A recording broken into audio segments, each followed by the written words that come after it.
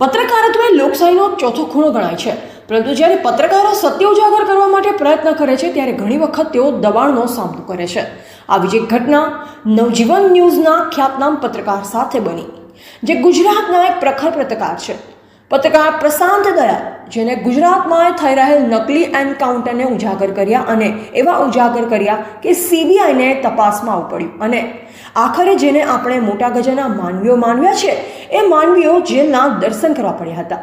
ખેર ચુકાદો જે આવ્યો, પરંતુ આ પ્રશાંત દયાળ વિરુદ્ધમાં અમદાવાદના પોલીસ કમિશનરે જે ઇન્ક્વાયરીનો જે આદેશ આપ્યો છે અને આ ઇન્ક્વાયરીનું કારણ અમદાવાદના ગોમતીપુરા વિસ્તારમાં ઠેર ઠેર દારૂના, જુગારના અને નાર્કોટિક્સના અડ્ડાઓ ચાલે છે તે બાબતનો પત્ર નવજીવન ન્યૂઝના પત્રકાર પ્રશાંત દયાળને મળે છે।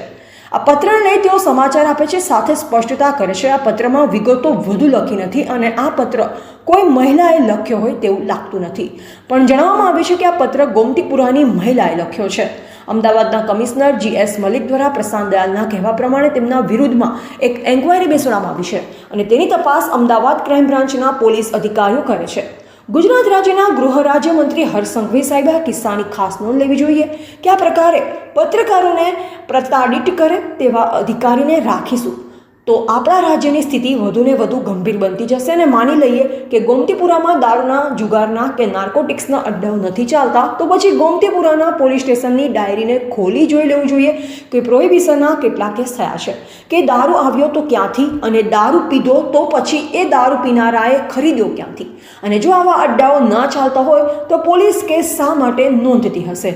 પ્રોહિબિશનના કેસની વિગતો મેળવો તો તમને ઓટોમેટિક ખબર પડી જશે કે ત્યાં દારૂની હાટડીઓ અથવા દારૂનું વેચાણ થતું હશે ને જો નથી થતું તો પોલીસ શું ખોટા ગુના દાખલ કરી પ્રોહિબિશનમાં કોઈને ફિટ કરે છે, આ બધી બાબતોને જોવું જોઈએ। આ પ્રશાંત દયાળ સામે આંગળી ચિંતા પહેલાં આ અધિકારીઓ એવું વિચારવું જોઈતું હતું કે કોઈ તેમના તરફ બીજી 3 આંગળીઓ ચીંધ્યા છે ત્યારે એ આંગળી આવા નિષ્ઠાવાન અને પ્રામાણિક પત્રકાર સામે ચીંધવી જોઈએ અને જો તમે પત્રકારનો અવાજ દબાવવા જશો તો ક્યાં સુધી દબાવશો? આ એક સ્પ્રિંગ છે જે તમે દબાવી લીધી છે ખૂબ, પણ જ્યારે આ પત્રકારોની સ્પ્રિંગ છટકી ત્યારે તમને ઉઘાડા કરી લોકો સામે મૂકશે ત્યારે તમે સહન નહીં કરી શકો। વિચારો, તમે કાંઈક પત્રને તમે સહન ન કરી શક્યા તો પછી પત્રકારો તમારા ગોરખ ધંધાની તપાસ કરવા નીકળે તો તમારા વિસ્તારમાં કેટલો દારૂ વેચાય છે, તમારા વિસ્તારમાં કેટલી મહિલાઓ પ્રતાડિત થાય છે, ગુનાઓ બર્કિંગ થાય છે, કેટલી FIR નથી નોંધતી, કેટલી પોલીસ ફરિયાદ નોંધવા આવતા અરજદારોને તકલીફ પડે છે।